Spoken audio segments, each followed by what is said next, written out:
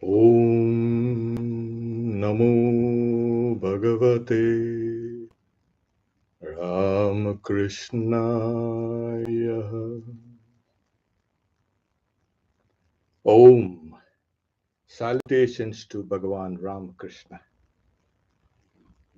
Welcome to the 14th class in Approaching Meditation. We have subtitled it Superimposition and Meditation. A brief recap. In our 6th class, we spoke about two streams of the mind, and where it was mentioned that one stream goes and apprehends or holds on to an object, and the second one is slightly delayed.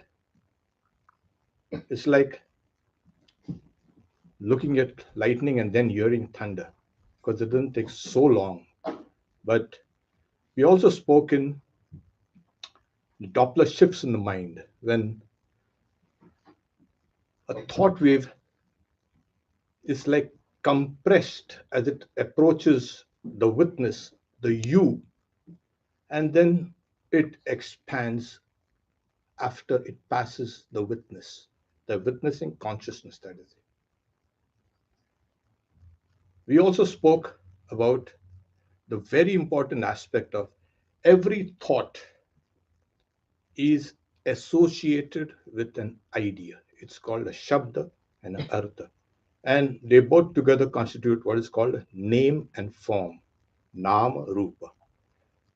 So the shabda, the word, the language, the alphabet, gives rise to an associated meaning of that sound. No sound is without meaning. Attached to it. And this name and form, nama rupa, is what is called the wave in the mind, chitta vritti. I think this is clear. Okay, now we can proceed. Yeah, kind of a brief recap is essential as we proceed down these series of classes. We tend to forget it. In fact, I tell you, if we have been practicing a little of what has been explained in all these classes, it will be a kind of a tremendous inner transformation. I don't need to recap or remind you. However, so the stronger the wave in the mind, it's called a chitta vritti. Or I give an illustration of you plonk a pebble in a lake and a ripple emerges. Now, the stronger the ripple, the more it can drag in other associated waves, thoughts. These are called, as we have mentioned, vyakti. The ideas, a series of ideas are associated with one idea. It's not just one idea comes and plonks and it's over. No, it gives rise to another series and series and series. So this is called the grand principle of, it's a part of the principle of causation. That is the pervasiveness called vyakti. Swami Vivekananda said our old philosophers of the logical school, or the logicians, you could say, Nyaya school, they brought out these, you can say, insights. Now, the problem is here. For a person with a restless mind, a thought emerges and there is a series of other thoughts which are associated with restlessness. You suddenly find yourself in Antarctica, and suddenly you might find a penguin, and suddenly you might find yourself in the Sahara, and you're supposed to be meditating. So any thought which has a kind of emotional content gives rise to a set of associated emotional ideas, waves in the mind, and kind of intellectual, you can say, thought wave will give rise to that particular series of, you can say, intellectual or logical thought waves. So it depends. So if you have a restless mind, how do we go about it? Yes, it's a big disadvantage, of course. But those who have practiced a little, they can break those associations, and they can associate that one thought wave that they are focusing on to be associated with divinity. This is the idea. It is extremely, extremely important that when we meditate on a particular object of meditation, it has to be divine. There's an old saying attributed also to the Buddha: as you think, so will you become. As you will think, so will you be. The power of thought is the most powerful thing in the world. Oh, yes, ideas are, if the time is ripe for an idea, it runs across society. So ideas, thoughts are very powerful. So when you think of the object as divine, you are filling yourself also with the ideas of divinity. It's not the object. And in one of our previous classes, I mentioned, as you meditate on the object, the subject which is meditating also is influenced, because there is a connection between the meditator, the object of meditation, as well as the process of meditation. This is a triad: the object of meditation, the subject, and you can see the process of meditation. These three things are tied. So if you hit one, you hit the other two also. It's obvious. So when you think of the object as divine, the process of meditation also becomes divine, as well as you are also suffused with these ideas of divinity. This is how we need to meditate. It's extremely important. People have been meditating for years and they find themselves kind of stuck. This is the reason why. We also need to see another thing, another aspect of yoga psychology I have mentioned, that when we meditate on an object, any object for them, the mind takes the form. First, it reflects that object and takes that form. This is also an important aspect in yoga and psychology. The mind takes the form of the object. The chitta vritti, the mental wave I was talking about, is the form of that object with the associated name and form. I think this is clear. And since there are hundreds and hundreds of forms just pouring out, we need to whittle it down and keep it to focus it on one. The Yoga Sutra, Swami Vivekananda's explanation is on this aphorism: the yogi whose vrittis, that is chitta vrittis, the wave in the mind, have thus become powerless or controlled, the other ones, obtains in the receiver, the subject, receiving the process of meditation, and the received, the object of meditation. And saying, oh yeah, so concentratedness and sameness like a crystal. So when you place a red flower before a crystal, it perfectly reflects that flower. The mirror is clean, of course. That's what happens when an object is brought in front of the mind. The mind reflects it and takes the form of that object. This is the wave in the mind. Now, if this is clear, now we can proceed with superimposition. Okay, but before we get into superimposition, uh, why are certain objects of meditation recommended? First is the sages who practiced meditation on those objects have their own realizations within them. It has been time tested through a long line of tradition. We don't know how many thousands and thousands of years sages have come, meditated, given newer objects, but it is their realizations also within that object of meditation. Whether it's a symbol, whether it's just a kind of a name or a mantra, or a figure or a picture of any deity. These objects have been used for thousands and thousands of years. Secondly, an object, whether it's mental or whether it's outside, it's material, mundane, non spiritual, obviously.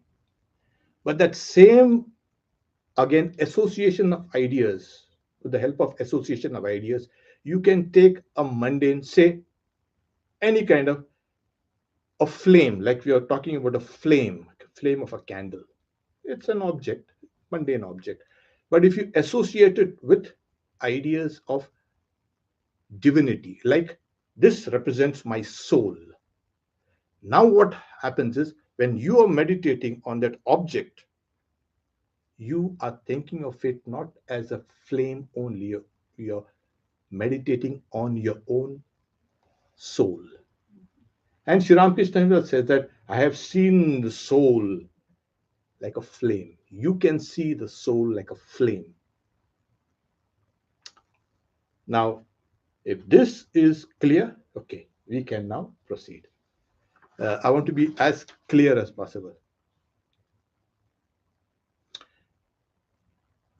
In Advaita Vedanta, one of the pillars of one of the main branches of the Advaita doctrine, the doctrine of non-duality, is the concept of superimposition.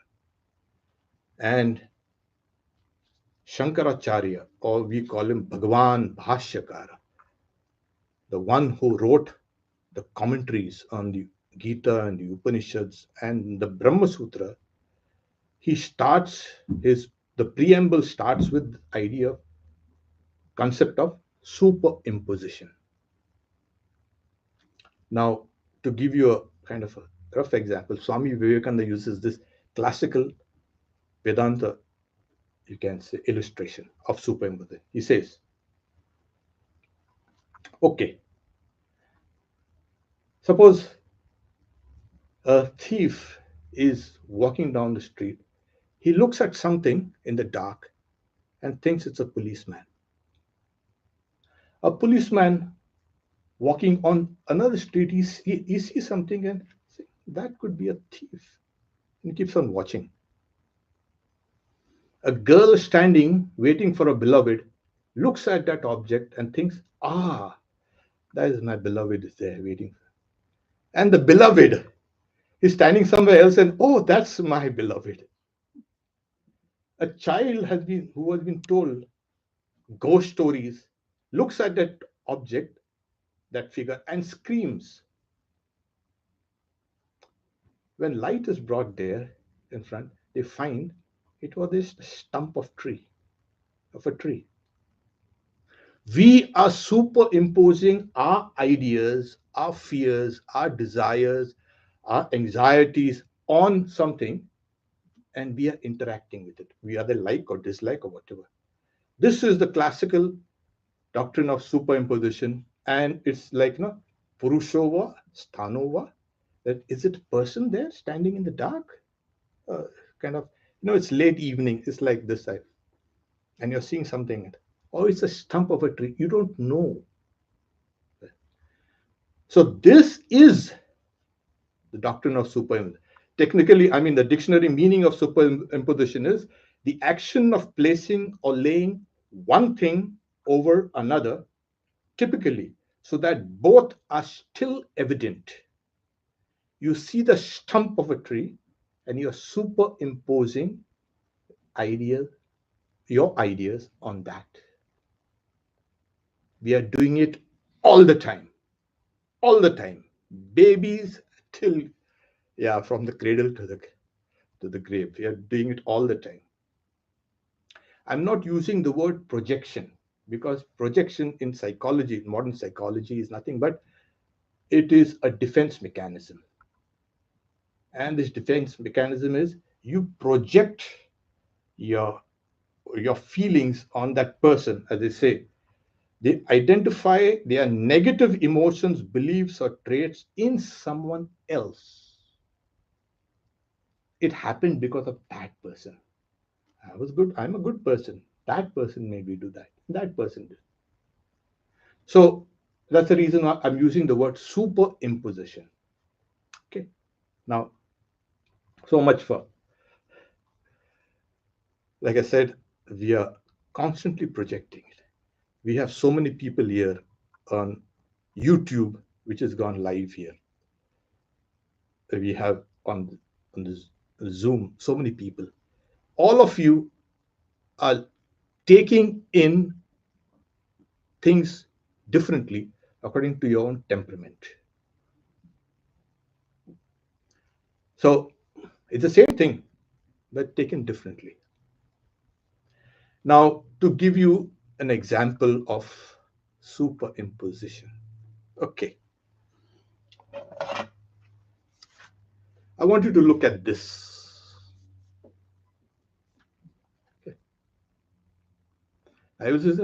Now, superimpose the ideas of a blue sky behind this blue lotus, Nila Utpala. Can you do it? We all do it. This is superimposition. Simple as that. You're seeing this. This is the object. But you're superimposing the ideas of blue sky behind it, the white background. You can do it. This is the way that we can meditate. And how? Like I said, we have two streams of the mind and Doppler effect. And so what is it? The first part of the mind goes and holds on to the object of meditation. And the second, that slower part which comes, can superimpose the ideas it has of divinity on that object. So it's always a two-pronged or a two-stage activity that's happening in the mind when you meditate. Ordinarily it happens, but when you meditate, you can get it. So always remember, this is extremely important. The second slower wave superimposes its ideas, its associated ideas on the object. There it is. To give you a simple example, this is, I always tell people that this is the icon of humanity. Future humanity will be this calm, meditative, inwards, and, well, all the associated ideas. Now, this is a statuette of the Buddha. Can you associate? I want you to associate ideas of compassion on this.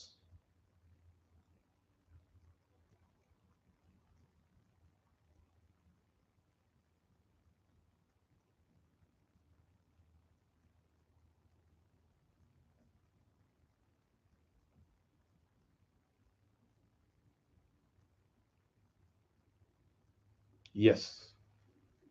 If you can do it, and you are doing it, it's very easy. Once you get to know, yeah, you've got to associate a particular, you can say, divine attribute on just an object. This is, for all purposes, just an object now. It is associated with ideas of love and compassion and nirvana and everything associated with it. So you can associate it with this.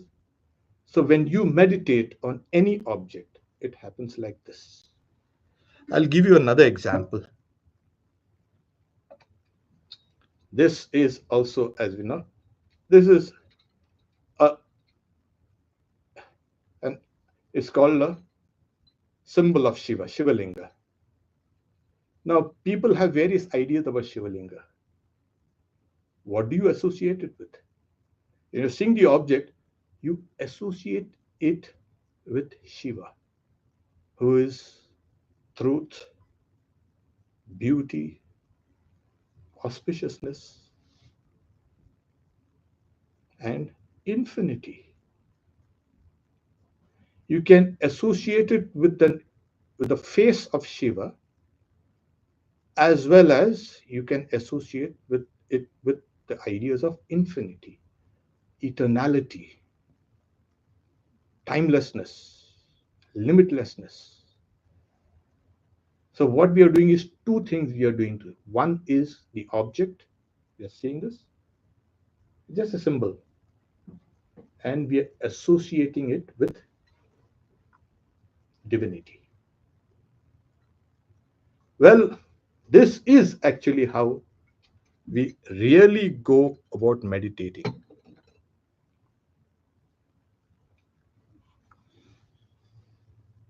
Okay, before we can take up a small kind of practice, the whole concept of devotion, of bhakti, as they say, devotion, I mean, it's devotion, pure devotion. You you meditate on a form of a deity. You take any deity, it doesn't matter. You take Ramakrishna, Buddha, Christ, anyone, and now you associate that image with qualities of godliness. And in all these hymns are sung to a particular deity, enumerating all the divine attributes or qualities of that deity. So it is called, technically it's called Rupa Dhyana and Guna Dhyana. Rupa is form. You meditate on the form, and Guna is qualities. You associate those qualities with the form. So it's a Rupa and Guna Dhyana. If this is clear? Ah, we got it then. We also would like to use that same object. As I said, you bought the Shiva Linga. In Jnana, what happens is you take any object. Sri Ramakrishna recommends, like, okay, think of a vast ocean or a sky stretching to always infinity. You can meditate on that. And you are like a bird flying in that sky, of like a fish in that. You take any object and associate it with infinity. That is jnana. And bhakti is you take an object or an image and associate it with divine qualities. Again, like love and compassion and unselfishness and help and grace and all these kind of things. And most of these qualities are, as I said, enumerated by the sages in a particular kind of, in those particular scriptures. So when you talk, suppose you talk about Christ, what comes to mind? You have Christ. What comes to mind? All the sufferings and the passions and the miracles and the kindness and the wise words that he gave us. This is the qualities associated with this form. Then it becomes extremely powerful. It is awakening your own divinity. That's the reason why when you superimpose your ideas of divinity on the object of meditation, this becomes very powerful. This is the best way to meditate. And not, it's the best way. And technically, it is also the way, the only way.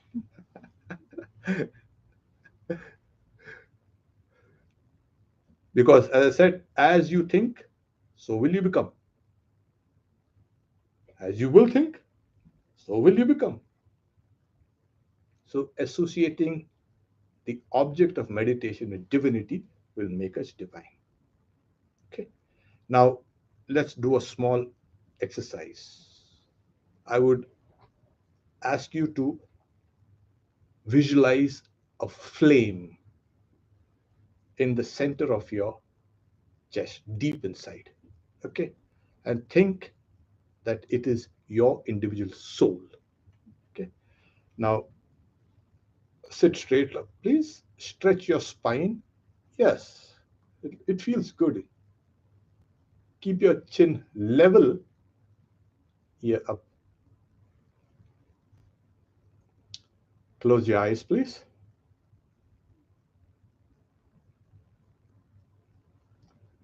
And feel the diaphragm.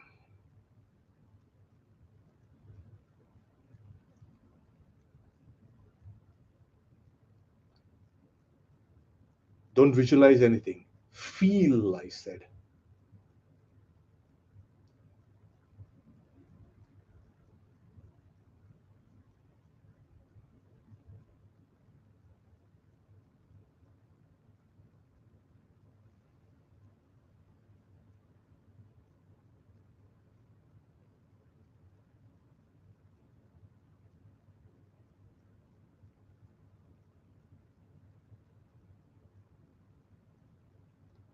Now feel your chest expand and contract, please.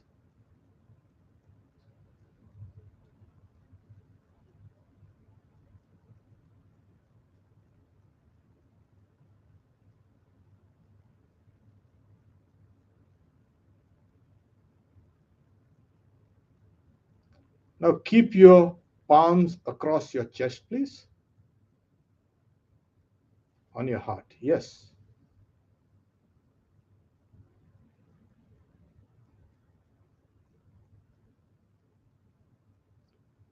And visualize a flame behind that palm of your heart, palm on your heart.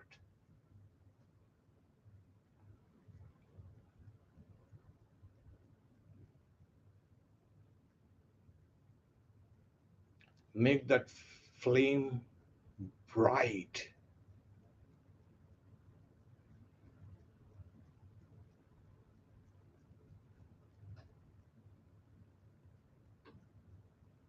Now bring in the associated idea that this is your individual soul, your consciousness.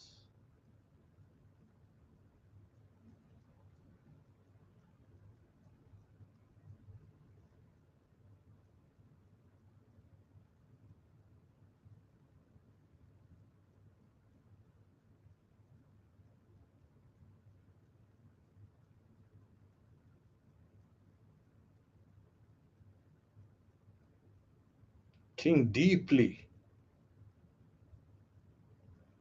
that this is your consciousness, your soul.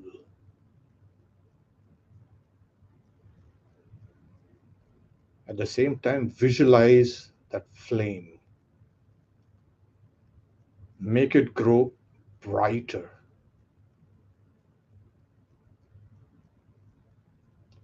It is illuminating your entire chest cavity.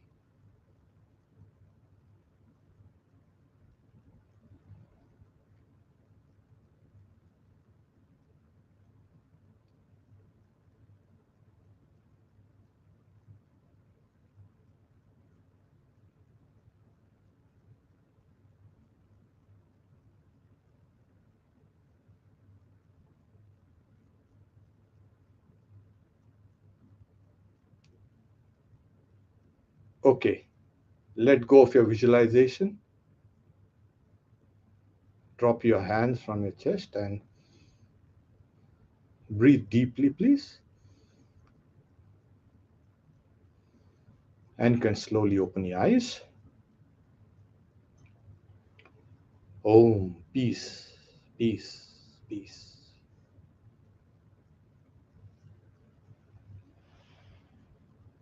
Good. If before we can go into the QA segment, uh, I'd like to make a few announcements.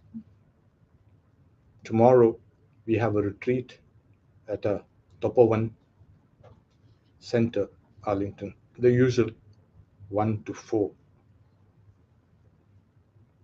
p.m. of course. And Sunday, I speak on Swami Vijnanananda. He was established in supreme knowledge.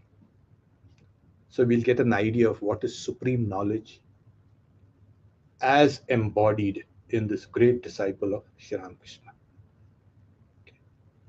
Another announcement is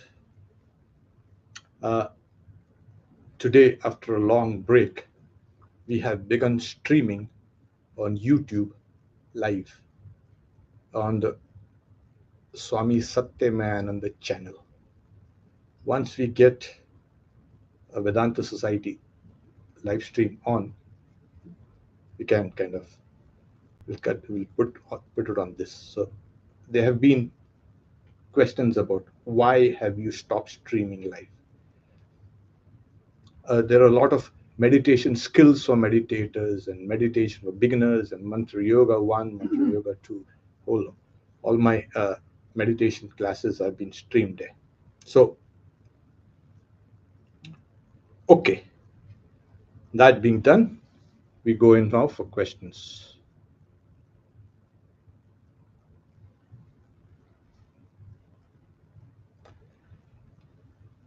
And yeah, if there's anyone on the live stream also, YouTube, you can ask, type in the questions. And if there are no questions, there are no questions yet. Yes. So if we are, let's say we pick a quality that we are focusing on, and then we're trying to build that quality within ourselves, are we best to stay on that quality to really imbibe it, really strongly, or do we try to go beyond it because it's still name and form? Do we try to kind of open those doors to go deeper? Okay. Yeah. Our sister here, she's she's not. The idea is now when you're meditating on an object, and you're associating the ideas of say, a divinity on that a particular quality. That was the question. Do we later transcend, go beyond those qualities, or no?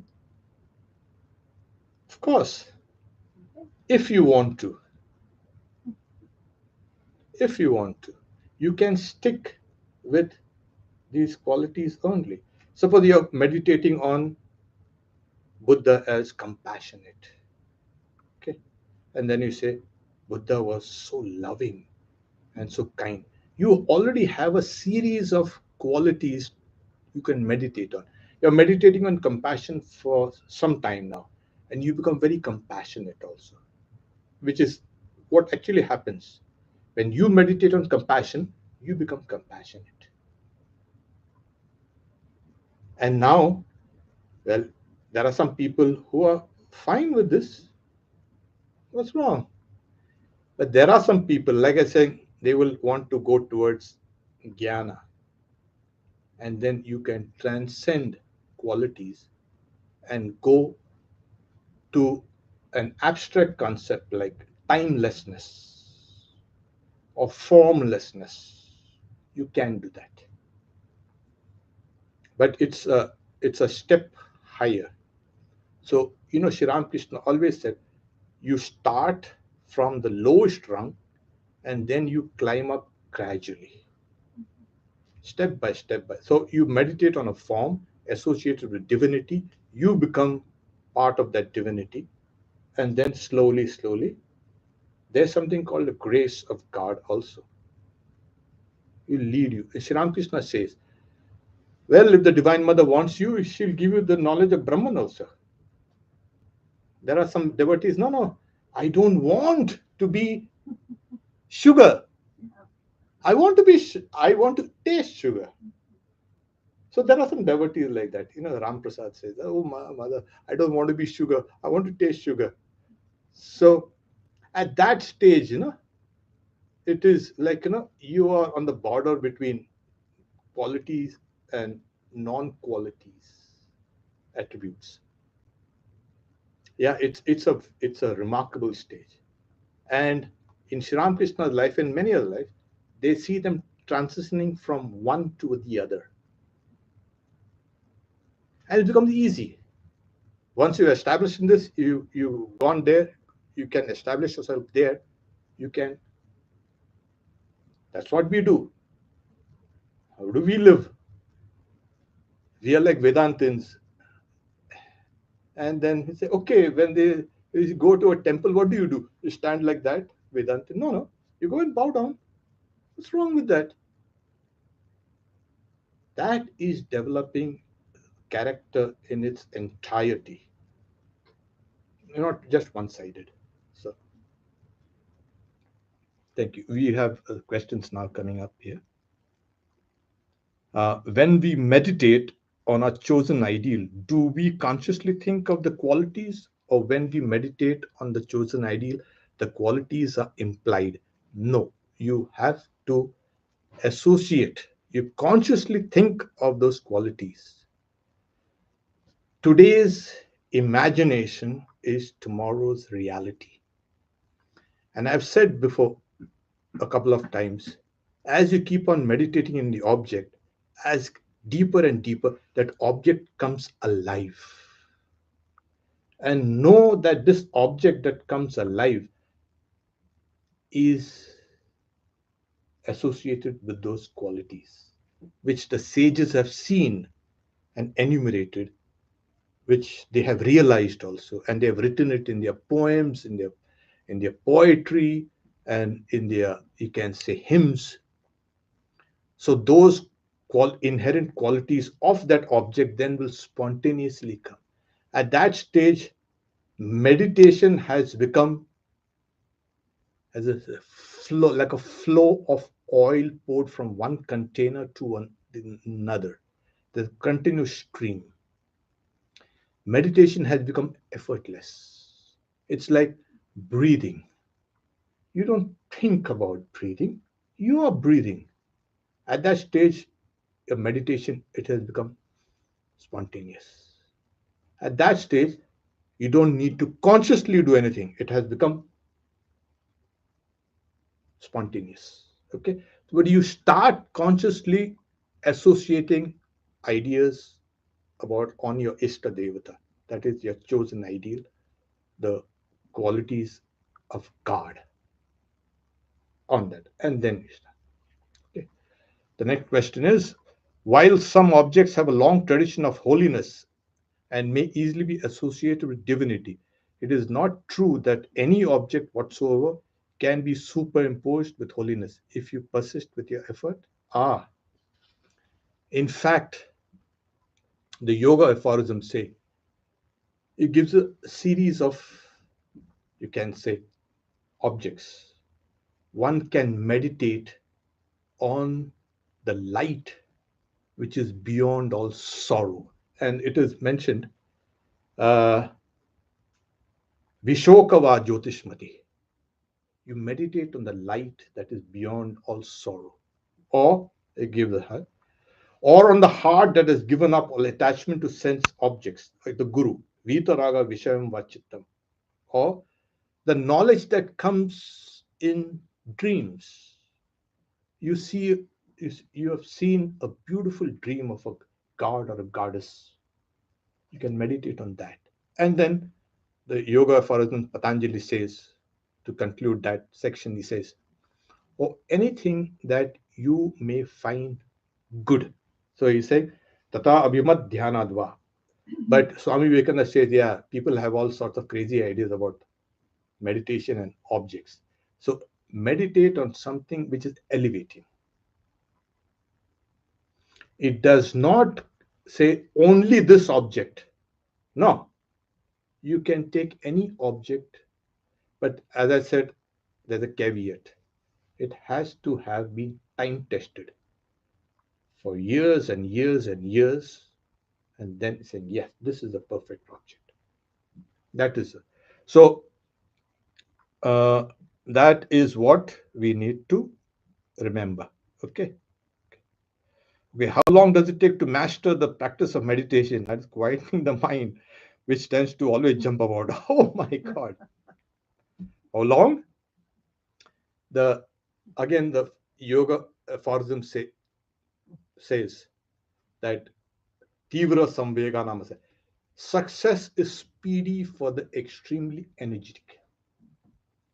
And we've also spoken about the qualities of the mind. There are 4 qualities. I mean, your mind has, everybody's mind is different.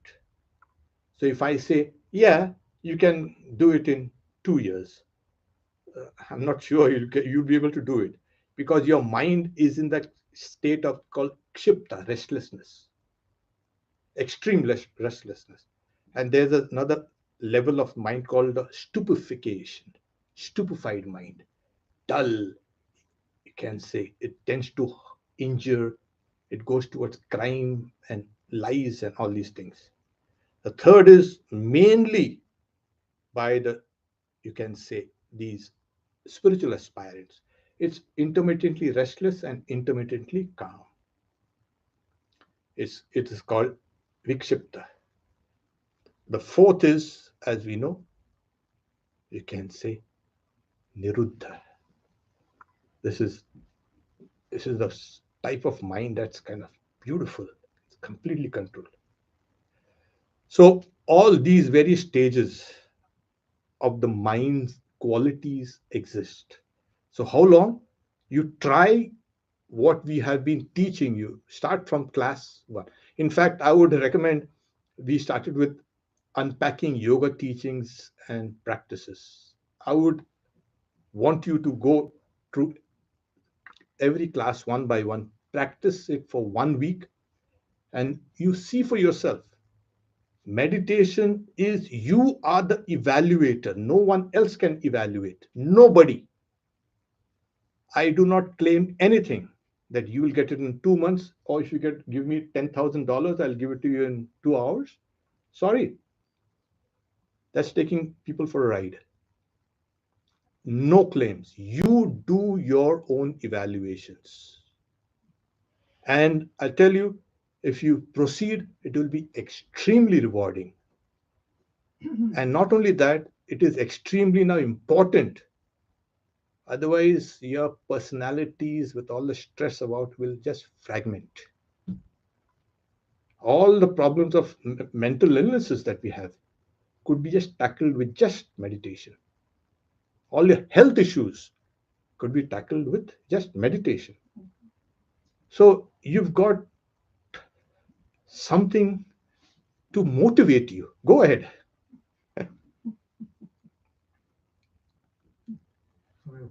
Yeah, again. Okay.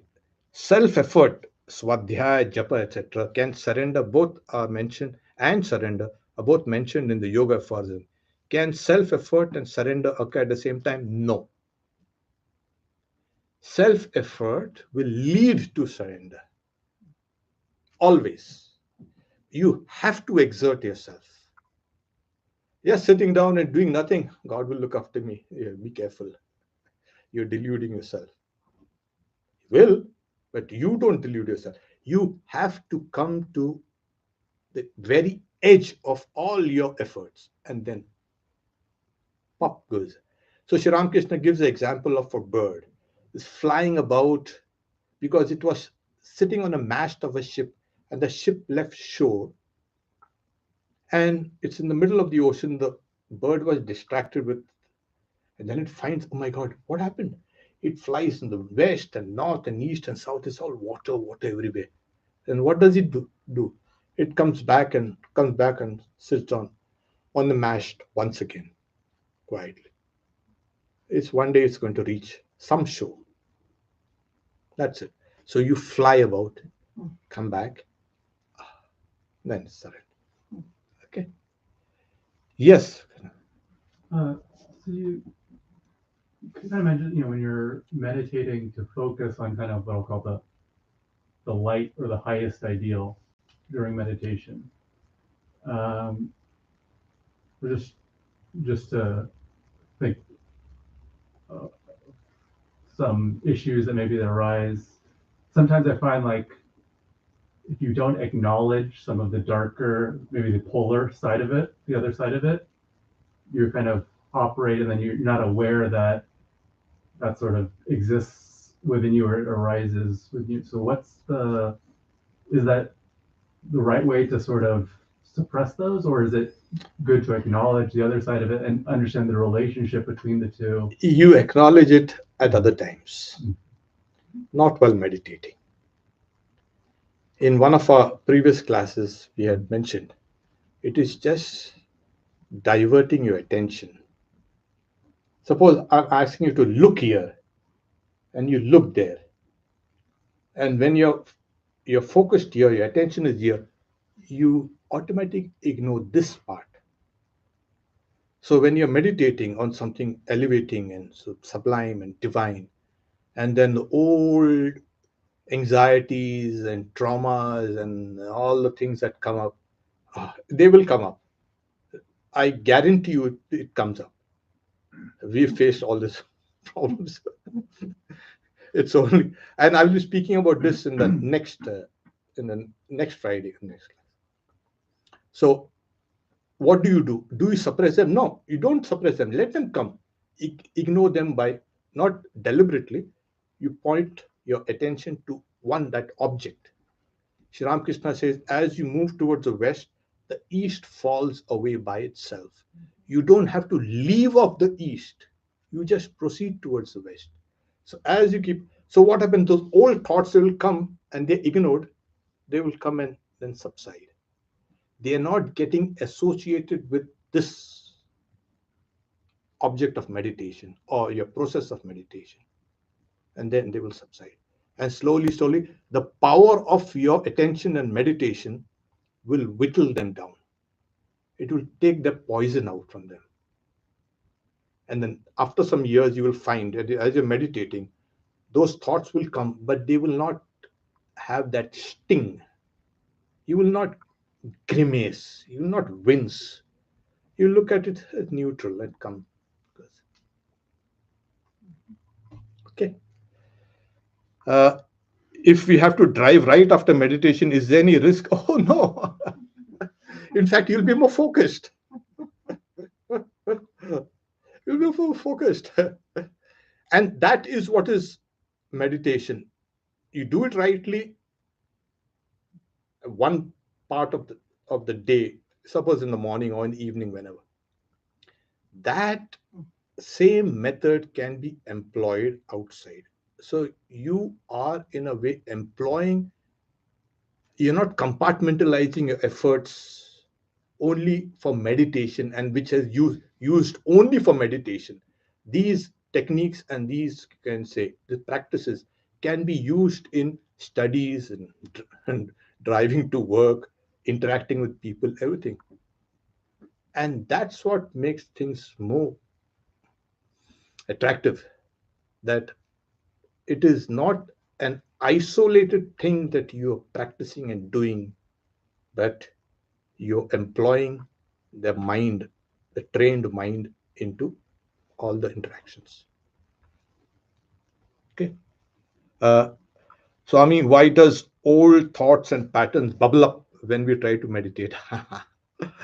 They seem to be much more intense in meditation than. Yes, I won't answer this question because next Friday I'm going to deal with this.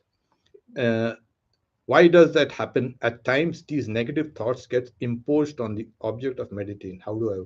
Yeah, you're stirring up the hornet's nest. But if you want honey, you'll have to stir up. So, like, let those guys get out. So, but yes, one you can say teaching is they come out to show you what you are, what you have been quietly eating all these years, and you face yourself now. Don't run away. Many people run away from meditation because they cannot face some of the old fossilized thoughts that they thought. Don't run away. Stand up. Stand your ground. Look at them. Let them wither away. And then, so as you practice, it will go slower and slower. So it's like a turbulence. When you're meditating, your mind is kind of going into a kind of an upheaval. You may not realize it. Your entire subconsciousness and all these things are kind of creating a kind of a wave. Undercurrent is coming out. It's an upheaval that's happening. So these thoughts will come out. Raja Maharaj and all these, they recommend, don't get up from your seat. Sit down there. The mind also wants you, oh, fine. Yes. See, meditation is not meant for you. Get up. And you give up. Okay. I think we can, if you have any more questions.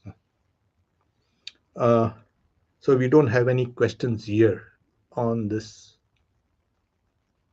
Okay. Om Shanti Shanti Shanti Harihi Om Tat Sat Shri Ram Krishna Arpanamastu.